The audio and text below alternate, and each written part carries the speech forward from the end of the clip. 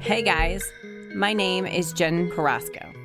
I am a serial entrepreneur, founder of many six-figure businesses.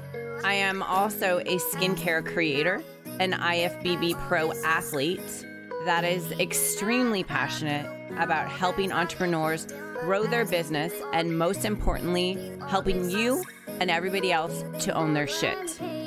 Welcome to Own Your Shit, the podcast. This is the show where we stop the comparison cycle, we eliminate the need for a secret sauce, and realize that the faster we own the way we stand in our own way, the faster and shorter the route is to creating that life we all crave. So, with that being said, now let's own your own shit. Hey guys, welcome to Own Your Shit podcast with Jenn Carrasco. Again, please rate, like, review, and share. But again, we are now in the second podcast, and I'm sure you've seen the last podcast where we did the breathing work. So I really wanted to talk to Dr. Nicole a little bit more on breathing, Ayurveda, and medicine holistically about that way. The reason why is I've had this on my podcast actually in the beginning of the launch when it was what the fuck was beauty. I brought that in to talk about it. But I really kind of want to talk a little bit more and get people to understand the context of, is that what you practice the Ayurveda lifestyle then, right? I practice it like a potpourri, to be quite honest, for myself. Thank you. We I like do. it that way. Yeah, I practice like where some of my, holistic health for myself and my clients is Ayurvedic. Some is Chinese, traditional Chinese medicine, and some just kind of basic naturopathic remedies. But I kind of blend them all together. So we do two Ayurvedic treatments here, but we are a potpourri. We're kind of like that place, but anything that works, I think, is a good avenue to go down, and they complement each other, right? So traditional Chinese medicine and Ayurveda are both based in the elements, right? The elements, fire, water, earth, air, and ether. And so they complement each other. So they're very similar. Yeah. And I've always been interested in this too, because I do that. I've always done that even for my skincare. And so a lot of times I can look at somebody's skin and say, you have a problem going on with your kidney. Yeah, absolutely. Right? And that goes back to Chinese medicine, because a lot of that was because of the face, they could figure out what was going on. So I could look at somebody and say, you need to go get your liver checked, or you have more candida in your system just by the way that where your acne is lying or what type of bacteria we have on your skin. So, give me something like, if a new client came in, how would you kind of commingle everything that you're doing? Like, what is your passion with that? So when a new client comes in, we the first thing I ask anybody to do is to take a breath for me, and like their natural way of breathing, right? Like just take a deep inhale for me, and then take a deep exhale. As they inhale and exhale, I'm watching their chest and I'm watching their face, right? So when people inhale, they'll make certain faces and wince if something hurts, or as they fill up, if it's uncomfortable. And where somebody breathes tells me a lot about physical issues that might be happening. I also look at somebody's eyes, right? So in Ayurveda and Chinese medicine, the eyes can tell us a whole heck of a lot. The wrinkles around the eyes, the color of the eyes, the clarity of the white in the eyes, if they're bloodshot, if they're slightly yellow.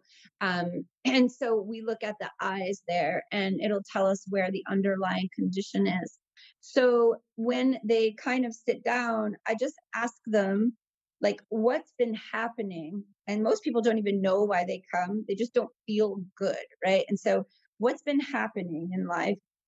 Can you tell me one thing that stresses you out? So in Ayurveda and Chinese medicine, every emotion is linked again to a part of your body. Every emotion is linked to an element. And so when you're in overwhelm in a specific emotion, it's going to affect the body in a way where there's almost a domino effect, where like if it started in your kidneys is linked to your blood, and so it's like it goes down, down, down, down until you catch it. So the first thing I do is look at their eyes and have them take a breath. Now, the doctor of Chinese medicine that works for us will ask you to stick your tongue out, because he can tell everything that's happening in your body from looking at your tongue. If there's white on it, where the bumps are on the tongue, if they're red, if they're swollen. And also he'll look at somebody's back, and he can see parts of the back that are more inflamed, and that will tell him where in the body that issue is lying. So we kind of do all of it. So yeah, because when you come and see us, you have to meet with him and you have to meet with me. He's our medical director, and so then you have to meet with me after you see him. Yeah. Okay. Okay. So, how do you align everything even with diet? So let's talk about metabolism, since, I know my book just launched, but I know how do you like correlate all of that together with what you guys are doing there? So on diet, so we do a mixture, right? We don't ask anybody to be vegan or vegetarian. We do ask you to eat clean. That's the first. We need to know if you eat processed food, if you eat sugar. It's on our first intake form. It's like this first and second question. Do you eat processed food? How many times a week? Do you eat a lot of sugar? How many times a week? For metabolism, we will do a combination of whether we need to speed up your metabolism or balance it out or even slow it down. Some people have hyper metabolism, right? And they can't keep weight on. We'll do a combination of herbs, right? We will put together a compounded herbal formula for you here.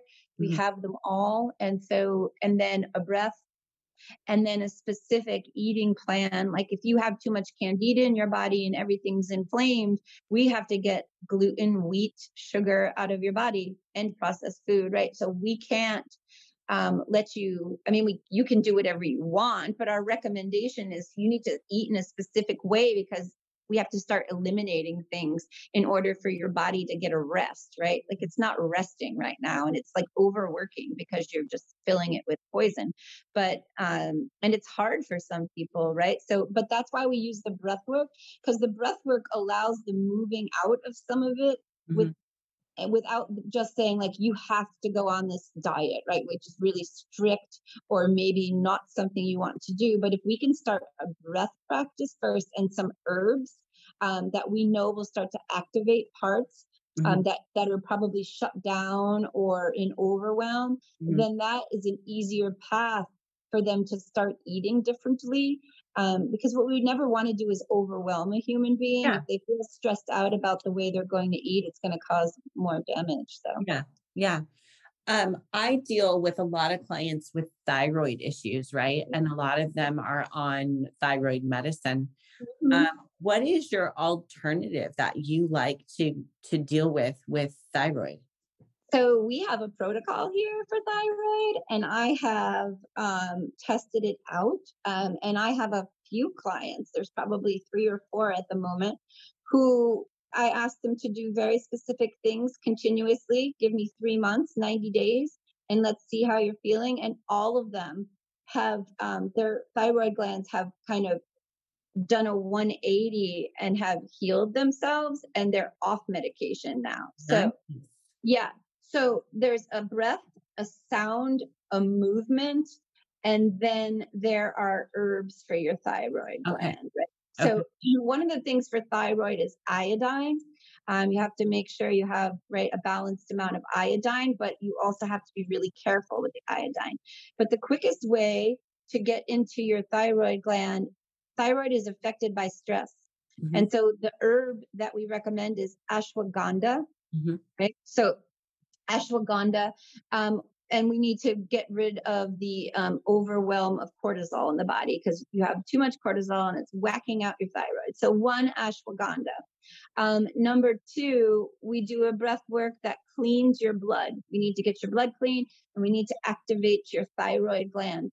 And there is a mudra specifically for your thyroid gland, right? It looks like you bring your fingers in, you put the space between the 2 sets of knuckles together and the thumbs together, and you set this at the chest, right in the center of the sternum, and the thumbs point up to your thyroid.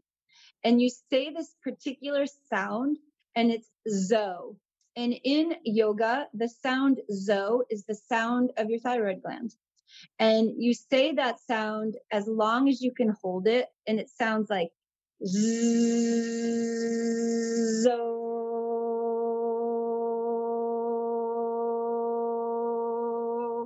I won't make you wait. As long as you can hold it, and then you do it again. And the prescription for people with thyroid condition, doesn't matter what thyroid condition you have, is 7 or 11 times, 3 times a day.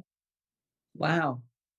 And we work through the kidneys and the liver to get to your thyroid gland, because the kidneys and liver on the surface of those organs create the hormones for your thyroid gland. Yeah. And so we need you to clean your kidneys. So that twisting breath would be one of them. Yeah. And then something we call kidney tapping. So you can stand or sit, and you slap the front of you and the back of you, and you're trying to stimulate your kidneys, because your kidneys are sluggish whenever you have a thyroid condition. And so we need to stimulate them. But there's an entire protocol, and I'm happy to share it with you. I can send it to you, and then you can. Yeah. Because I think a lot of us who are A-driven type people, you know, we tend to just stress our cortisol levels out, or our adrenals out completely, no matter what. Right. Absolutely. So, I mean, I take ashwagandha daily, plus I take adrenals supplement on top of that. And I also take Nano Mojo. I don't know if you know what that is. Oh, I do know it.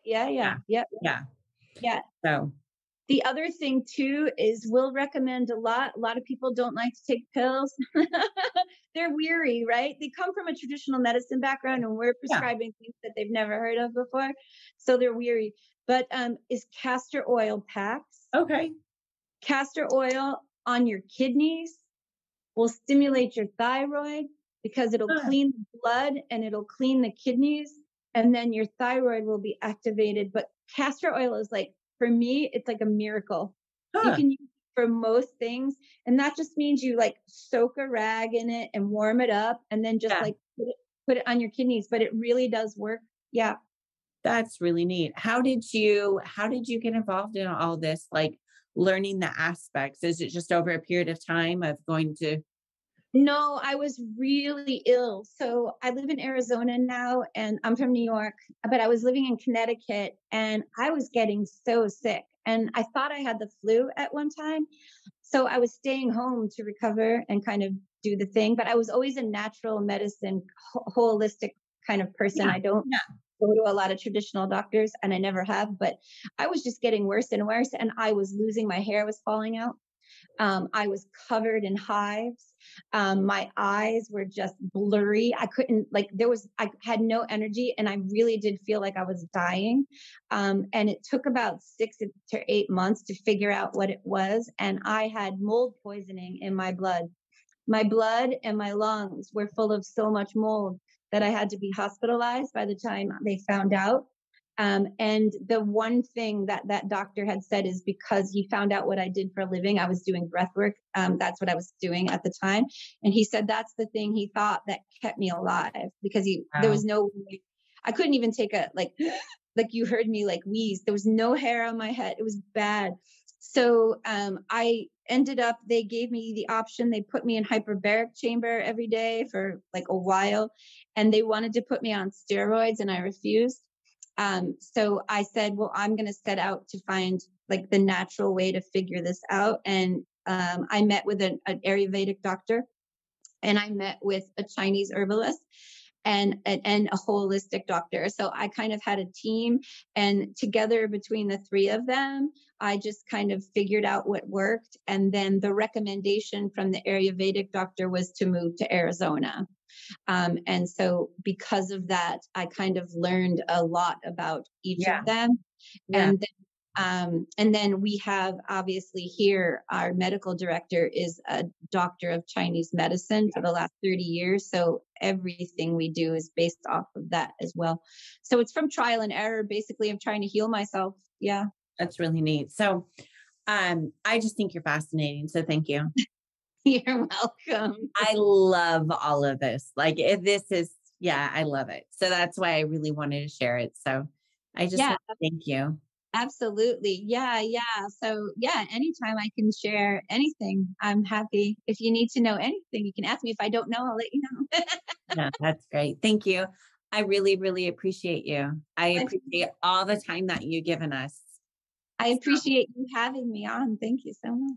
All right. Well, I will talk to you soon. Yes. And again, thank you. So you're very welcome. All right, you guys, go check her out. She's phenomenal. Well, guys, that's a wrap for another episode of Own Your Own Shit. Now that this is half the battle, owning your shit allows you the freedom to create something even better in your life. Getting out of your own way, it doesn't have to be lonely. Making sure to follow me for more advice. Follow me on every social media platform at Jenn Carrasco. My Instagram is Jenn Carrasco with 2 underscores.